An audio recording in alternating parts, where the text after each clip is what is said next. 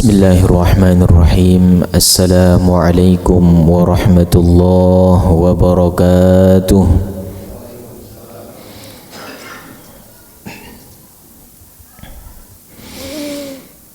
Alhamdulillah walhamdulillah thumma alhamdulillahil malikil quddus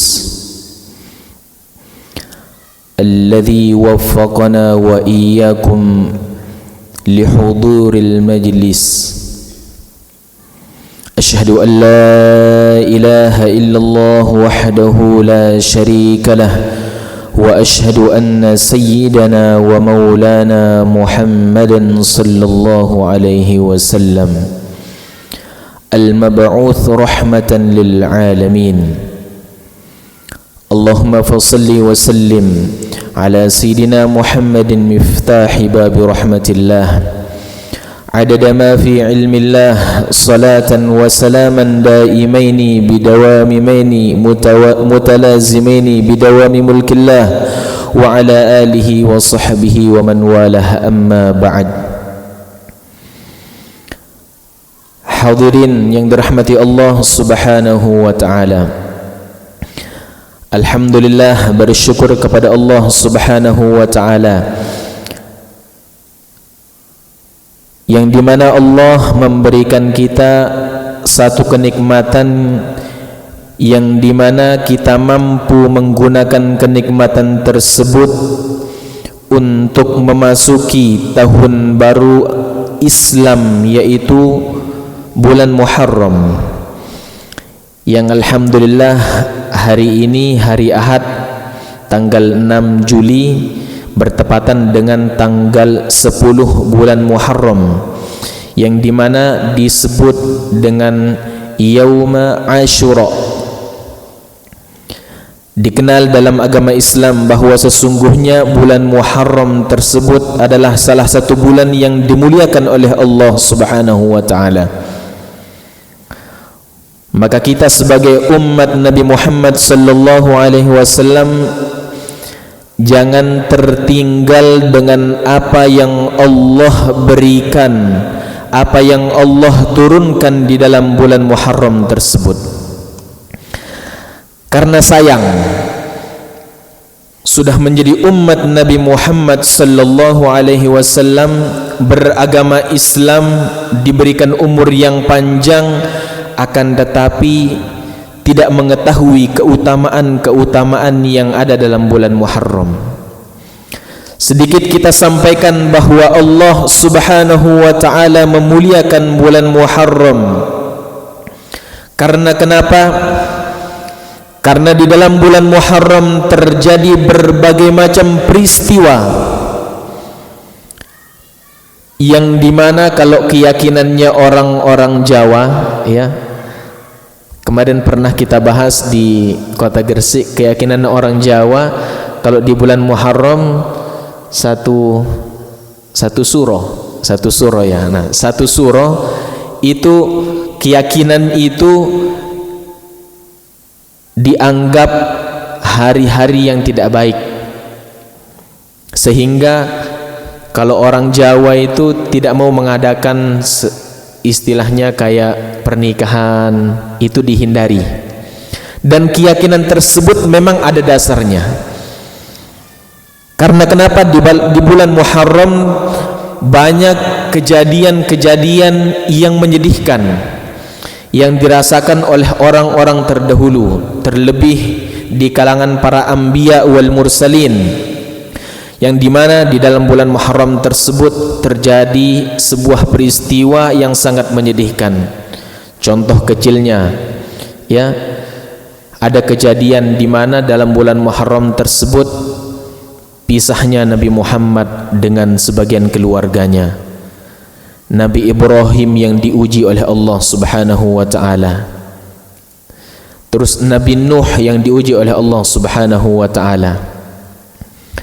Terjadi kejadian-kejadian yang sangat menyedihkan, sehingga ada sebagian ulama menyebutkan bahwa Muharram tersebut adalah bulan kesedihan. Makanya tidak salah kalau keyakinan orang Jawa meyakini bahwa satu suro itu hari yang kurang tepat untuk merayakan pernikahan dan lain sebagainya, seperti itu. Tapi di dalam bulan Muharram tersebut Allah Subhanahu wa taala memberikan keistimewaan yang sungguh sangat luar biasa, sehingga disunnahkan untuk puasa. Ada namanya puasa Tasu'a, ada namanya puasa Asyura, gitu. Yang biasa kita dengar. Puasa Tasu'a itu kemarin hari ke-9 bulan Muharram. Puasa Asyura yaitu hari ke-10 bulan Muharram. Karena kenapa? Karena dulu kejadian di waktu wafatnya Nabi Isa, orang-orang yang meyakini, orang-orang yang luar Islam meyakini dan melestarikan, menghormati hari itu, mereka berpuasa. Ketika ketemu dengan Nabi Muhammad sallallahu alaihi wasallam, lalu ditanyakan, kenapa kalian berpuasa? Bahwa kami berpuasa untuk merayakan daripada wafatnya Nabi Isa. Lalu Nabi Muhammad mengatakan, kami lebih berhak untuk merayakan hari tersebut. Maka dianjurkan kita berpuasa Tasu'a sama Asyura, yang pada kesimpulannya Allah Subhanahu wa taala memberikan keistimewaan di bulan Muharram tersebut. Mudah-mudahan apa yang Allah turunkan di bulan Muharram daripada jalan keluar yang Allah Subhanahu wa taala berikan kepada nabi-nabi terdahulu, Allah Subhanahu wa taala berikan kepada kita semua. Amin amin ya rabbal alamin. Di dalam bulan Muharram, Nabi Nuh itu keluar daripada perut ikan yang bertahun-tahun beliau berada di dalam ikan tersebut. Di dalam bulan Muharram, Nabi Yakub bisa bertemu kembali dengan putra yang tercinta yang sudah berpuluh-puluh tahun berpisah dengannya. Nabi Adam alaihissalam bisa bertemu dengan Siti Hawa setelah turun dari surga, berpisah berpuluh-puluh tahun, bertemu di bulan Muharram. Berbagai macam peristiwa-peristiwa kesedihan Allah menyelesaikannya di bulan Muharram. Maka mudah-mudahan dapatnya kita, masuknya kita, beradanya kita di bulan Muharram, kita minta yang terbaik kepada Allah Subhanahu wa taala. Karena bulan Muharram adalah bulan yang pertama di antara 12 bulan agama Islam. Seperti bulan Januari di bulannya negara kita. Makanya kita berdoa kepada Allah, mudah-mudahan awal tahun Islam kita ini kita memulai dengan kebaikan-kebaikan.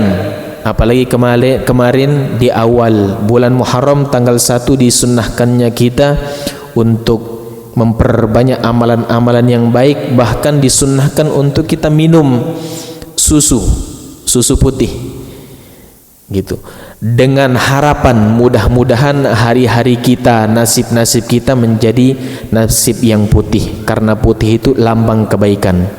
Nasib kita menjadi putih, hari-hari kita menjadi putih, menjadi suci semuanya.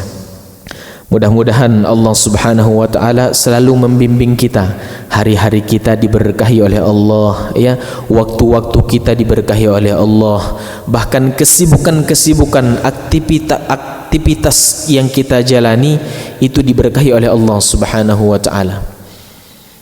Karena banyak orang yang meminta kesuksesan, banyak orang yang minta kelancaran, akan tetapi lupa meminta yang namanya sebuah keberkahan.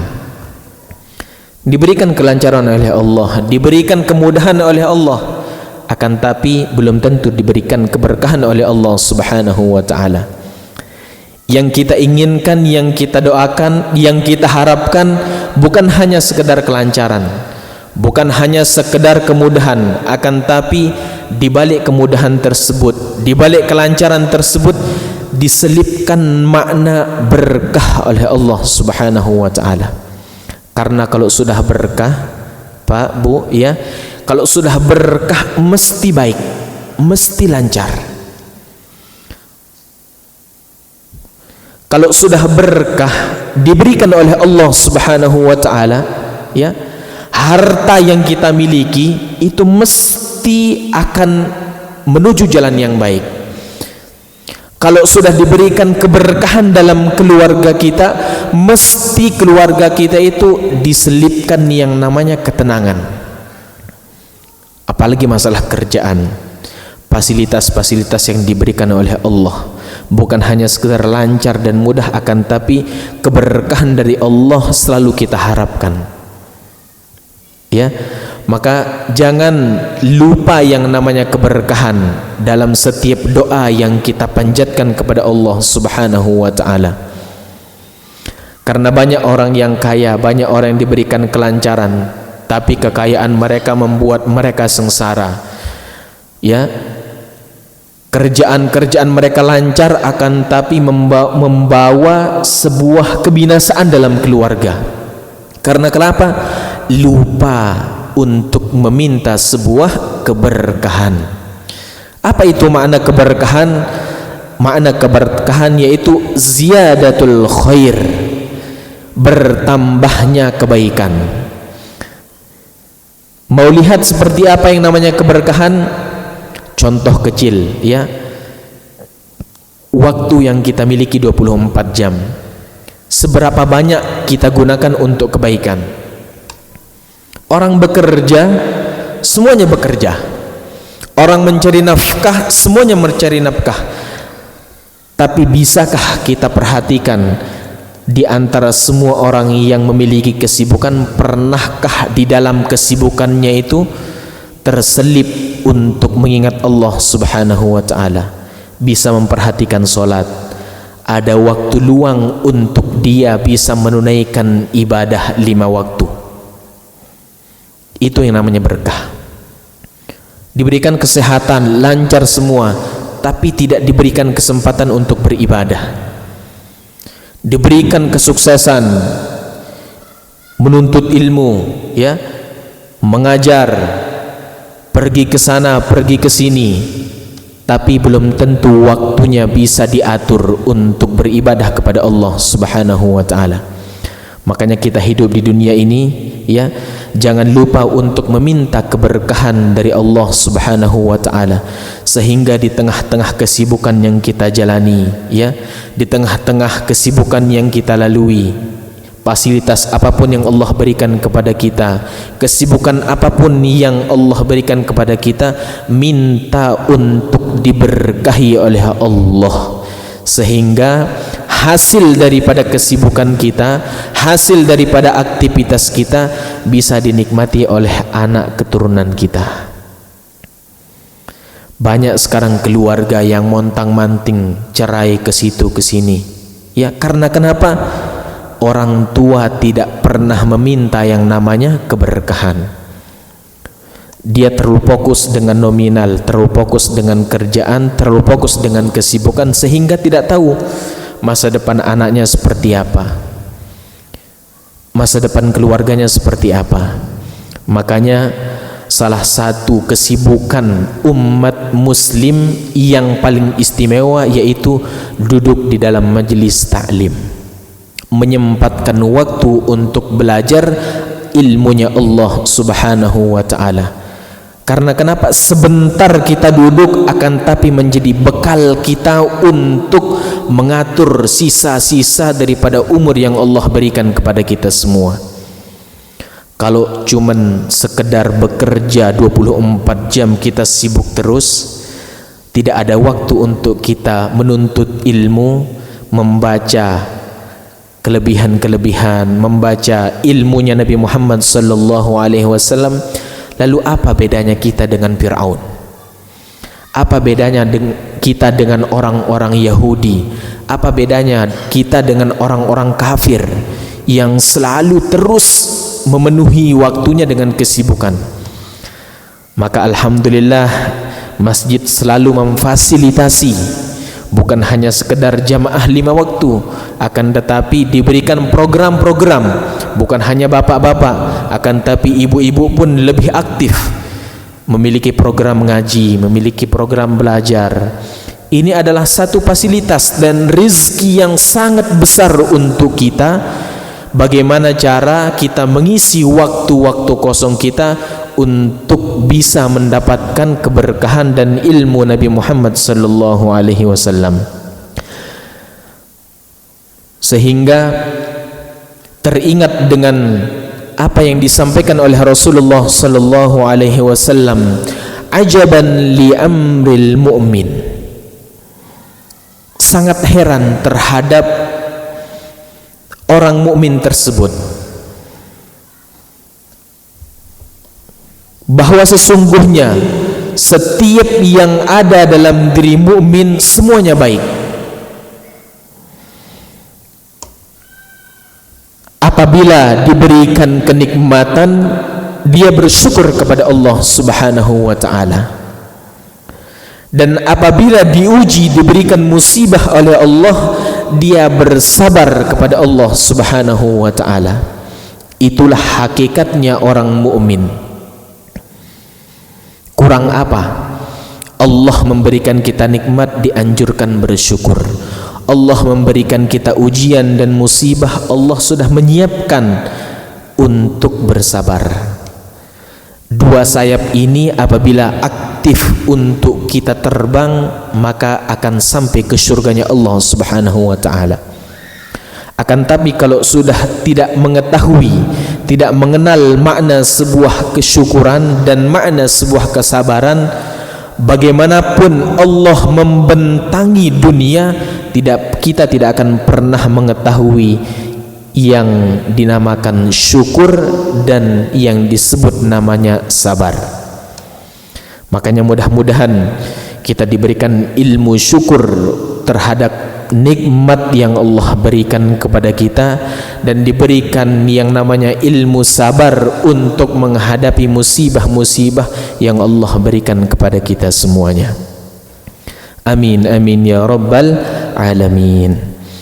InsyaAllah kita lanjutkan fikih ibadah kita, karena beberapa hari pertemuan, beberapa kali kita bertemu, sudah kita bahas masalah air, sudah kita lewati ya.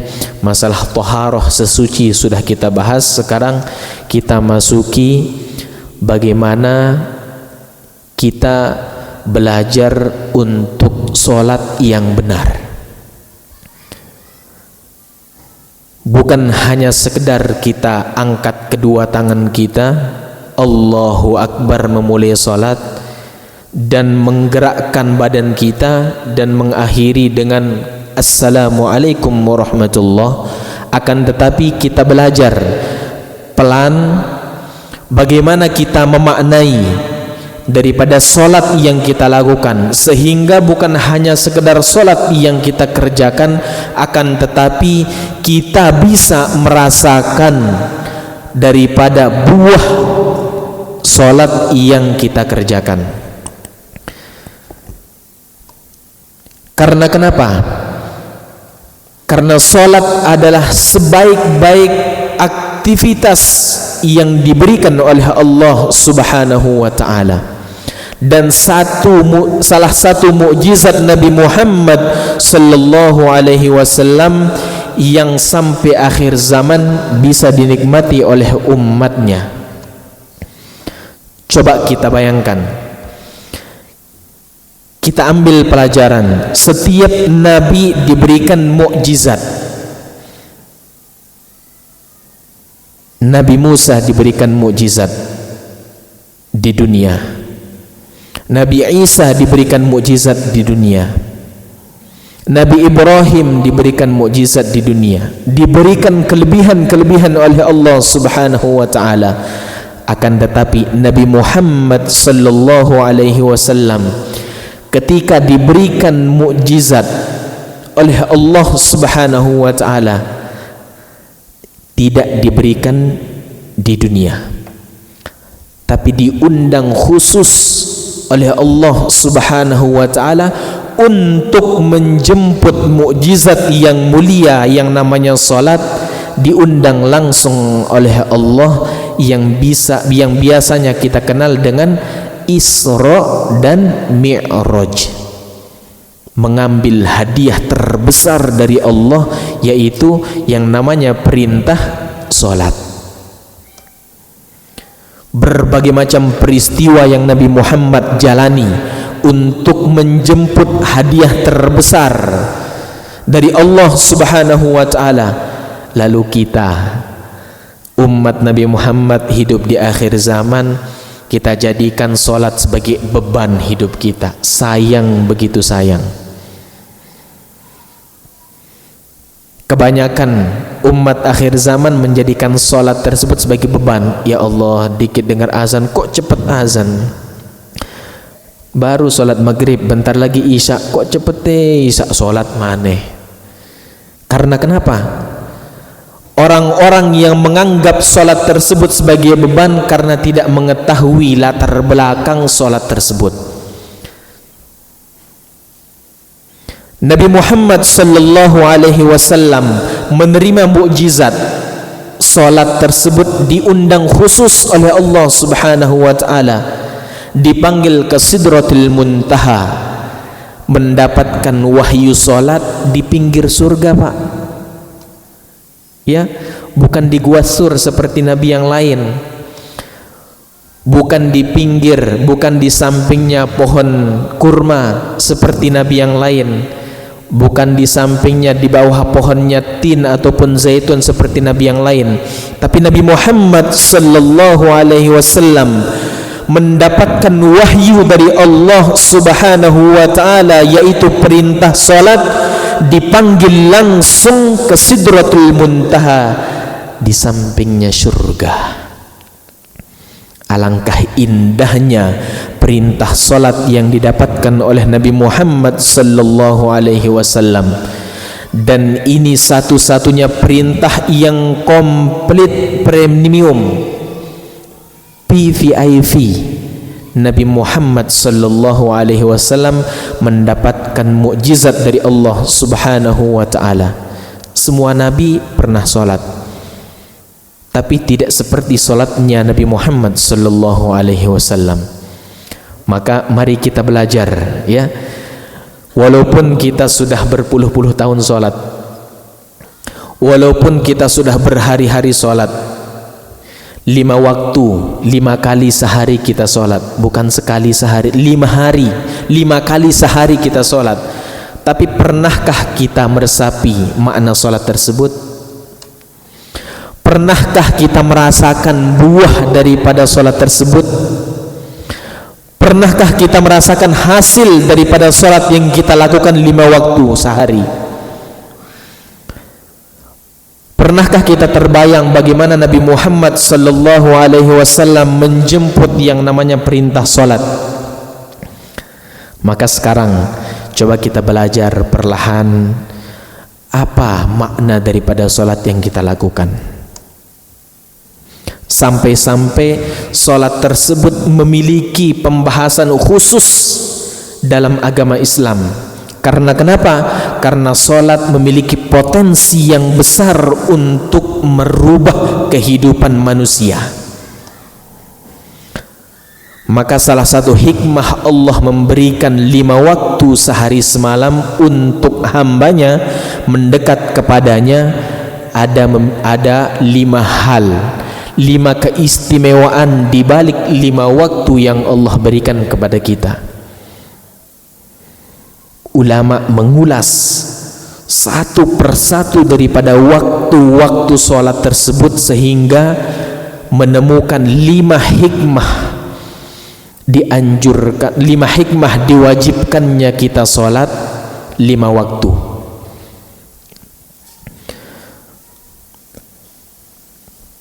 Akan kita bahas satu persatu sehingga insya Allah kedepannya sholat bukan menjadi beban lagi untuk kita.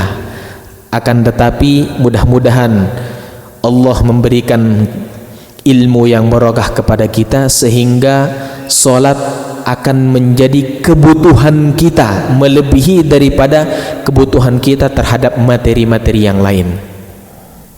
Ya, makanya kita niat untuk belajar bagaimana kita sholat yang benar dan khusyuk, pelan.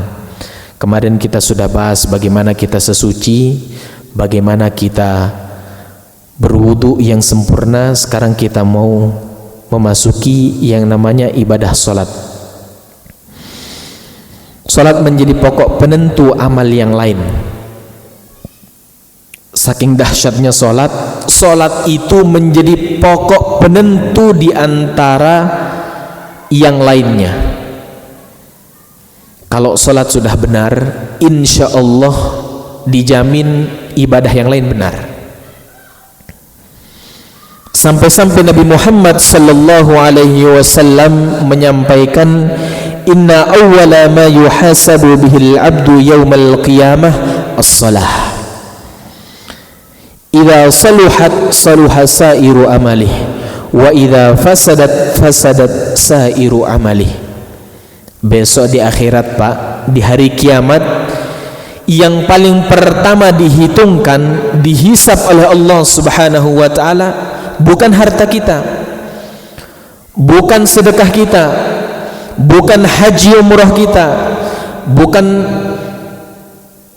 ibadah-ibadah kita yang lain.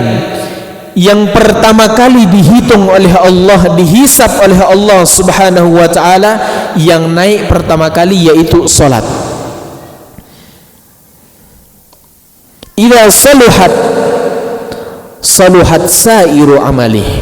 Kalau salat itu benar, maka semua amal ibadah yang lain akan menjadi benar.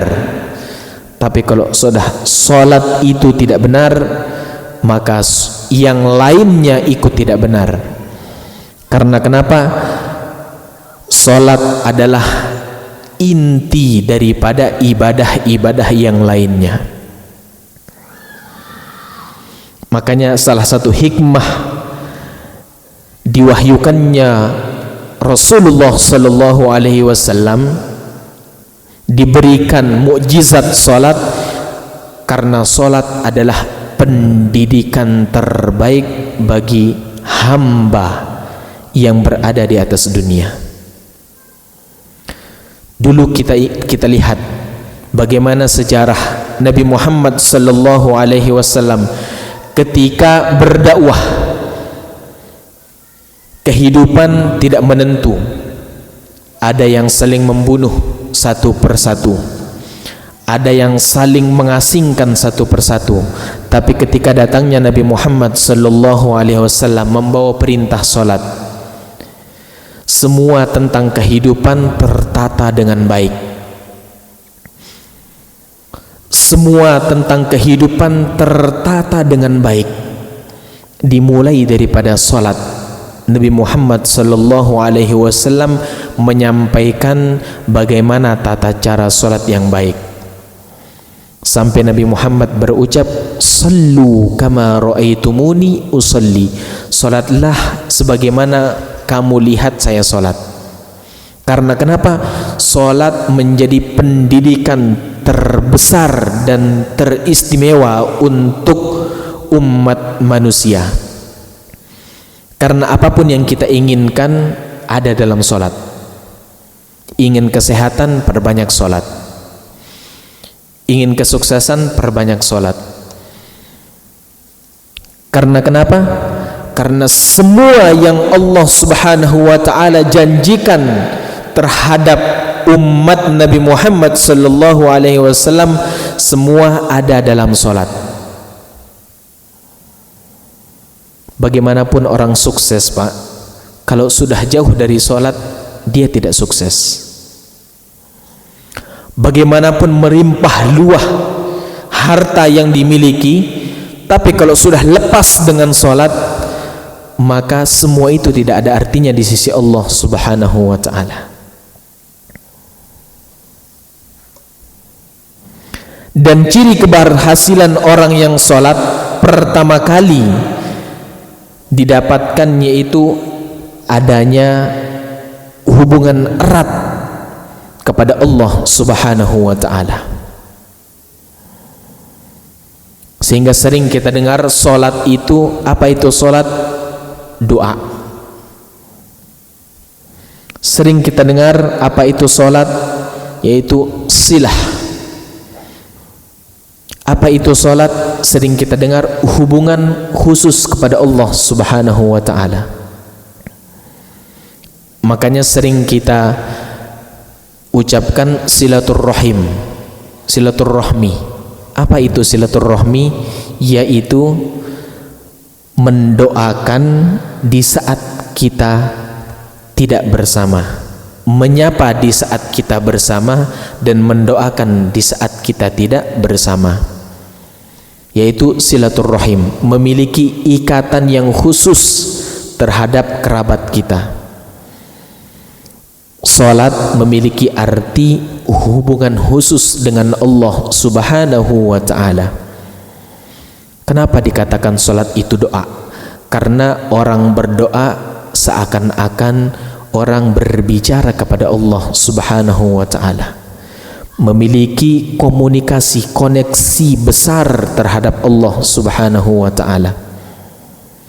Makanya kalau orang salat, ya, kalau orang salat itu seakan-akan semuanya itu lepas.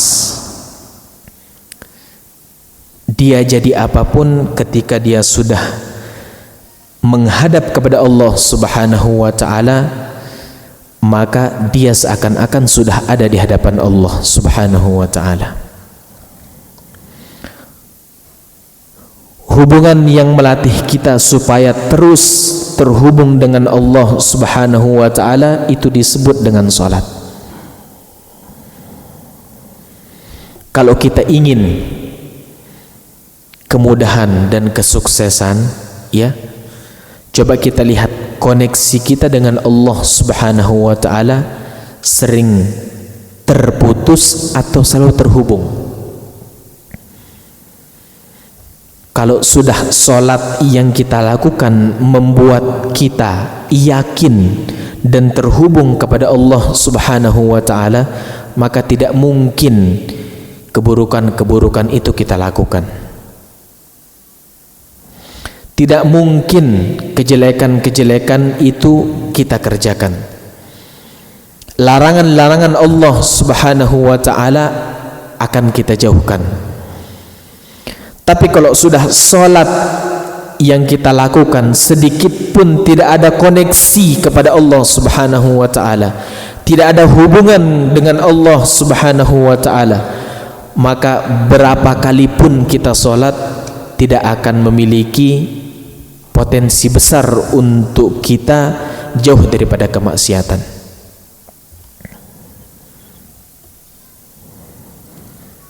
Maka ditegaskan oleh Allah Subhanahu wa ta'ala dalam Al-Qur'an, A'udzu billahi minasyaitonir rajim.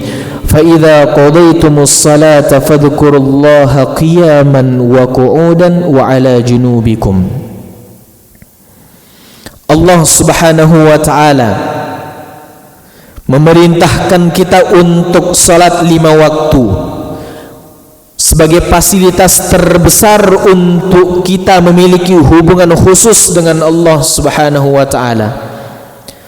Lalu dengan itu kita tidak mampu untuk mendekat kepada Allah Subhanahu wa ta'ala. Fadhkurullaha qiyaman wa qu'udah. Maka dianjurkan selesai salat untuk berzikir kepada Allah Subhanahu wa ta'ala.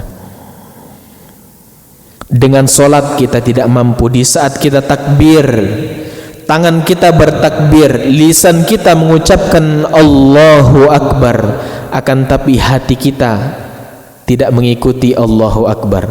Hati kita ikut ke manajemen, hati kita ikut sibuk memikirkan kerjaan kita, hati kita ikut di dalam keluarga kita, hati kita ikut di dalam pekerjaan kita. Padahal jasad kita, tubuh kita sudah menghadap kiblat, tangan kita sudah terangkat, lisan kita sudah mengucapkan Allahu Akbar, tapi hati kita tidak mengikuti semua itu. Fadhkurullaha qiyaman wa qu'udah. Kalau sudah sholat tidak mampu membawa kita menuju hubungan yang baik dengan Allah, Allah masih sayang dengan kita, Pak. Fadhkurullaha qiyaman wa qu'udah. Selesai solat, duduk dengan tenang, ingat Allah, zikir kepada Allah, perbanyak istighfar, perbanyak kalimat-kalimat zikir kepada Allah Subhanahu wa ta'ala. Karena kenapa? Kita sudah berusaha melaksanakan solat, tapi hati belum bisa menerima. Allah memberikan solusi yang lain, selalu mengucapkan zikir kepada Allah Subhanahu wa ta'ala. Makanya kita lihat selesai solat enggak ada orang yang langsung pergi. Tenang, zikir kepada Allah, perbanyak istighfar, perbanyak zikir-zikir yang lain untuk menutupi daripada hilangnya konsentrasi kita ketika kita solat. Dari situ nanti Allah Subhanahu wa ta'ala akan membantu kita untuk memberikan konsentrasi di saat kita melakukan solat-solat yang lainnya. Maka disunahkannya kita sebelum solat fardu, disunahkannya kita qobliyah, solat 2 rakaat sebelum solat wajib. Selesai kita solat wajib, disunnahkannya kita untuk melakukan solat sunnah ba'diyah. Fungsinya apa? Fungsinya untuk menyempurnakan daripada solat-solat wajib yang kita lakukan. Barangkali di saat kita berdiri, hati kita hilang. Di saat kita ruku, kita tidak khusyuk. Di saat kita sujud, kita lupa dengan Allah Subhanahu wa ta'ala. Di saat kita duduk di antara 2 sujud, pikiran kita sudah keluar daripada solat.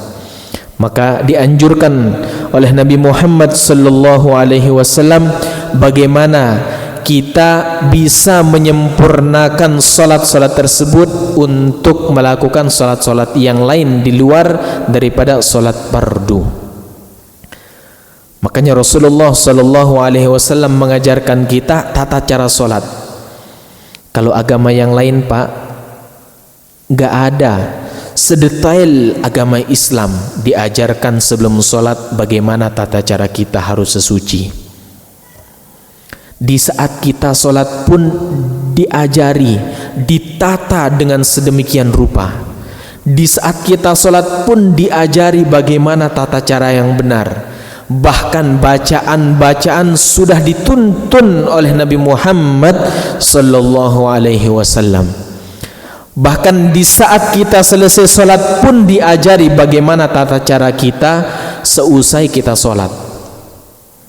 Saking dahsyatnya kecintaan Allah Subhanahu wa ta'ala kepada kita, dahsyatnya kecintaan Nabi Muhammad sallallahu alaihi wasallam kepada kita, sehingga dituntun dari sebelum kita melaksanakan solat dituntun, di saat kita solat dituntun, bacaan-bacaan solat kita dituntun, selesai solat kita dituntun, sampai kita berdoa kepada Allah pun dituntun oleh Nabi Muhammad sallallahu alaihi wasallam. Lalu kurang apa agama Islam untuk mengajarkan kita? Di agama yang lain tidak ada sampai membahas secara mendetail sesuci kita seperti apa, ketika menghadap mereka sembahyang seperti apa, berdoa seperti apa, bacaan-bacaan yang lainnya. Tapi Nabi Muhammad sallallahu alaihi wasallam cinta kepada umatnya sehingga menuntun dari A sampai Z. Tinggal kita sebagai umatnya bagaimana cara kita meluangkan waktu kita untuk kita menggali, untuk kita belajar sedikit demi sedikit bagaimana kita menyempurnakan keislaman kita, bagaimana cara kita menyempurnakan solat yang kita lakukan, bagaimana cara kita menyempurnakan muamalah sosial kita, sehingga kita sesuai dengan tuntunan Nabi Muhammad sallallahu alaihi wasallam, sesuai dengan arahan Nabi Muhammad sallallahu alaihi wasallam. Salat 5 waktu yang kita lakukan benar sesuai dengan tuntunan Nabi Muhammad sallallahu alaihi wasallam. Maka oleh karena itu insyaallah nanti perlahan akan kita buka bagaimana rukun-rukun solat, bagaimana wajib-wajib solat, bagaimana syarat sahnya solat, ya, bagaimana persyaratan-persyaratan sebelum kita melakukan solat, apa yang harus kita lakukan sebelum solat, harus hadap kiblat, mengetahui waktu masuk, ketika kita takbir seperti apa, angkat tangan kita, mengucapkan takbir wajib atau tidak. Yang selama ini mungkin kita mengatakan bahwa angkat tangan itu wajib. Sepengetahuan kita mungkin angkat tangan itu wajib, tapi sebenarnya tidak. Nanti akan kita bahas perlahan, insya Allah. Dengan waktu-waktu yang berjalan, program-program yang disuguhkan oleh Masjid Al-Jannah, insya Allah mudah-mudahan perlahan akan kita bahas satu persatu, sehingga apa yang menjadi keinginan Nabi Muhammad sallallahu alaihi wasallam untuk menanti-nanti umatnya di padang mahsyar akan kita temui. Nabi Muhammad sallallahu alaihi wasallam dengan cahaya-cahaya daripada solat-solat yang kita lakukan. Karena Nabi Muhammad akan mengenal umatnya nanti di akhirat daripada wajah-wajah umatnya yang bercahaya, wajah-wajah umatnya yang berseri, bekas daripada wudu umatnya, bekas daripada cahaya solat umatnya ketika berada di dunia. Hadirin yang dirahmati Allah subhanahu wa ta'ala, 5 hal yang menjadi hikmah di balik 5 waktu yang Allah subhanahu wa ta'ala wajibkan. Salah satunya, yang pertama, ta'budni wa aqimis salata li dzikri. Di saat kita menunduk, maka Allah akan mengangkat. Di saat kita rajin salat, maka Allah akan mengangkat derajat kita. Yang artinya bahwa tunduknya kita sebagai hamba Allah menjalani salat 5 waktu, disitulah Allah akan memberikan kesuksesan dan kejayaan terhadap orang-orang yang suka dengan salat. Yang kedua, ala bidzikrillahi tatma'innul qulub. Ketenangan hati akan datang dengan mengingat Allah subhanahu wa ta'ala. Kalau hati pengen tenang, satu solusinya yaitu salat. Kalau hati pengen tentram, satu solusinya yaitu salat. Kalau sudah gandrung dengan salat, tidak ada ceritanya orang rugi ketika rajin salat. Tidak ada ceritanya orang gelisah ketika cinta dengan salat. Yang ketiga, innas salata tanha 'anil fahsya'i wal munkar. Yang kita sampaikan tadi, sesungguhnya pendidikan terbaik yang Allah berikan terhadap hambanya yaitu ada dalam salat. Makanya Pak, kalau pengen lihat anak-anak kita jadi rajin, soleh, solehah, ajari dari kecil, kenalkan dengan salat. Kalau dia udah lihat orang tuanya sering salat, nanti akan dia suka dengan salat. Tapi kalau anak kecil nggak pernah lihat orang tuanya sholat, nggak pernah lihat bapaknya sujud, nggak pernah lihat ibunya berdoa, maka akan tergiring dengan akhir zaman. Ajari anak-anak kita sholat, kenalkan dengan masjid, kenalkan dengan kebaikan-kebaikan. Inna sholata tanha 'anil fahsya'i wal munkar. Pendidikan terbaik untuk seorang hamba ada dalam sholat. Pengen sabar, perbanyak sholat. Pengen sukses, perbanyak sholat. Hayya 'alas shalah, hayya 'alal falah. Di balik sholat itu ada falah, kesuksesan, ada kejayaan. Yang keempat, Rabbi habli min ladunka dzurriyyatan thayyibah. Bahwa sesungguhnya sholat bisa mengantarkan untuk tersampaikannya sebuah doa. Kalau doa kita mau cepat dikabulkan, perbanyak sholat. Kalau hajat-hajat kita ingin cepat terkabulkan oleh Allah, perbanyak salat. Kalau cita-cita kita, cita-cita anak kita, cita-cita keluarga kita ingin tercapai, perbanyak salat. Yang kelima, as-salatu khairu mawdu'in. Aktivitas terbaik adalah salat. Semua aktivitas yang ada di dunia, aktivitas yang kita lakukan, silaturahmi, bersedekah, belajar dan lain sebagainya, yang tertinggi adalah salat. Jadikan salat nomor satu, maka Allah akan menjadikan semua keinginan Anda menjadi mudah. Mau tidak mau, percaya tidak percaya, bahwa salat adalah kunci daripada semua kesuksesan. Tapi sesukses apapun orang, kalau sudah jauh daripada salat, maka hati-hati, semuanya akan berakhir dengan kesengsaraan. Mudah-mudahan insyaallah Allah memberikan kita ilmu yang barokah, Allah memberikan kita hidayah dan taufik untuk selalu gandrung dengan salat, cinta dengan salat, cinta dengan salat, suka dengan salat, dan diberikan oleh Allah Subhanahu wa taala hasil daripada salat yang kita lakukan. Kita berdoa kepada Allah, mudah-mudahan salat yang sudah kita lakukan, yang sudah kita jalani, yang sudah kita selesaikan, diterima oleh Allah Subhanahu wa taala. Dan waktu-waktu yang akan datang, insyaallah Allah Subhanahu wa taala selalu membimbing kita untuk selalu salat di tepat waktu. Jangan sampai tinggalkan yang namanya salat, karena salat adalah pintu daripada semua kesuksesan. Mudah-mudahan yang sedikit ini bisa bermanfaat untuk kita semua. Amin amin ya rabbal alamin. Billahi taufiqul hidayah. Wassalamualaikum warahmatullahi wabarakatuh.